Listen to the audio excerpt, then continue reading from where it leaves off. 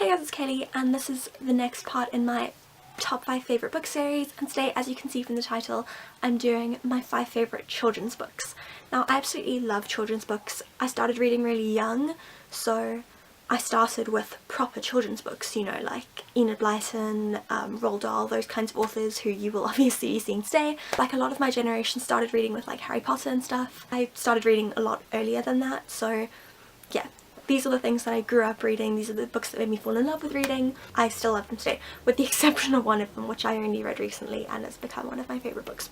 When I say children's books, I just want to specify, I mean children's books. I'm thinking books that children under the age of like 10 could conceivably read by themselves, or the kind of books that parents would read to their children before bed, not middle grade books at all, so that's why you won't see like Percy Jackson, Harry Potter, those kinds of series on this thing. But yeah, I would like to do a separate video for middle grade, so this is just children's books, like what young 5-6-year-old children could read by themselves. The first book on my list is George's Marvellous Medicine by Roald Dahl. I love Roald Dahl books, I always have, and this is one of my absolute favourites just because it's so ridiculous and Grandma is so grouchy. And we used to have the audiobook of this, and the audiobook was just amazing and it made me fall in love with the story because of the voices, and just, yeah, it's one of my absolute favourites, and it's really short, so it is easy enough for a younger child to read because it's not too much to get through. And then next on my list is the one that I said I only read recently. I only read Peter Pan by J.M. Barrie in high school for the first time, but I absolutely fell in love with it. This is one of my all-time favourite books. It's such a beautiful story. Like, I've already decided if I ever get a tattoo, it's going to be Peter Pan themed. I just love the meaning behind it. I don't know what's happening to my voice today. I just love the meaning behind it. I love the story, I love the adventure, and it's amazing. Next I have Charlotte's Web by E.B. White. This book is devastatingly sad but so beautiful. It's such a great story of friendship and bravery and loyalty, and it's just an amazing book. If you've seen the movie, you'll know what a great story it is, and if you haven't read the book, I would highly recommend that you read it even now. Then I have Jacob Tutu Meets the Hooded Fang by Mordecai Richler. I loved this book when I was younger. This book freaked me out so much so, like, it honestly, I used to get anxious reading it. Like, my heart would start racing and I'd feel unsafe and scared. This book was scary when I was like 7 years old. This is the first one that's not as widely known, so I will give you a little synopsis. It's about this boy called Jacob, and he has to do everything in twos because no one ever listens to him, so he has to say everything twice. And then one day he gets sent out on an errand and he meets the Hooded Fang, who is this very, very scary man. And all this stuff happens, and it's just, when you're little, it's a really scary story, okay? They have actually made a movie of this, I believe. I think it was a movie and not a series, which I watched so many times when I was younger. It used to come on TV all the time. Yeah, this is just a really good book. I would recommend that you pick it up because it's really, I haven't read it in recent years, so I don't know if it still would freak me out as much. Probably not, because now I watch like horror movies about people being possessed by demons. But the Hooded Fang is scary, guys. He's big, scary, and he's ugly, as you can see, because that's him over there on the cover. And lastly, I have the Anti-Peggy Enterprise by Thomas McKean. You might also know this book by the name The Peggy Plot.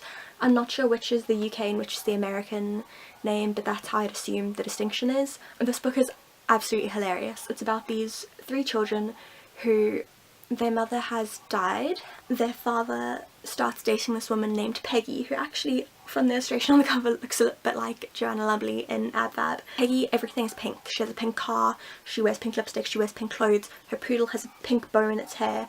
She's just pink everything, and she's this awful lady. And so the kids come up with all these ways to try and get their father to break up with her, and it's just such a fun story, and I love this. I read this so many times when I was younger, and if you were ever like a mischievous child, or you played pranks or anything, I think you'll definitely find yourself relating to the kids in this book. So those are my top 5 favourite children's books. Just to recap, it's Peter Pan by J.M. Barrie, George's Marvellous Medicine, The Anti-Peggy Enterprise, and Charlotte's Web and Jacob Tutu Meets the Hooded Fang. These are all just such good books. They were all such a big part of my childhood, obviously, except for Peter Pan. I will leave links to the book depository pages for all of these in the description. If you use my book depository link, I do get a small commission. I would definitely recommend that you buy or just borrow or just read some of these because they're so good. And I'm going to sound like such an old person now, but I just feel like we had such better books when I was younger. Like, when I go into bookshops now and I look at the kids' books, there's still some amazing books there. Like, I mean, there's great middle grade books and stuff, but when I look at like the kids' books, I just find so many of them are just like book adaptations of movies, which obviously I read when I was younger, but they were kind of the smallest part of what I read. I mostly read books like this that were, you know, proper books. These are all like such timeless books that I can see myself reading to my kids one day. And yeah, I just feel like the reading material when I was a child was so much better than the reading material now.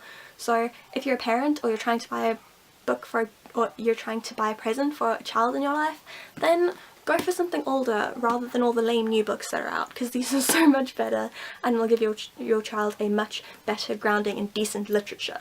Yeah. Because as much as I love Disney, Disney is meant to be watched, it's not meant to be read. If you enjoyed this video, please give it a thumbs up and subscribe to my channel over there. You can subscribe to my fashion, beauty and lifestyle channel over there, and I will leave 2 videos up there for you to go and have a watch of. I hope you enjoyed this. Let me know what your favourite children's books are in the comments, and I will see you again very soon. Bye!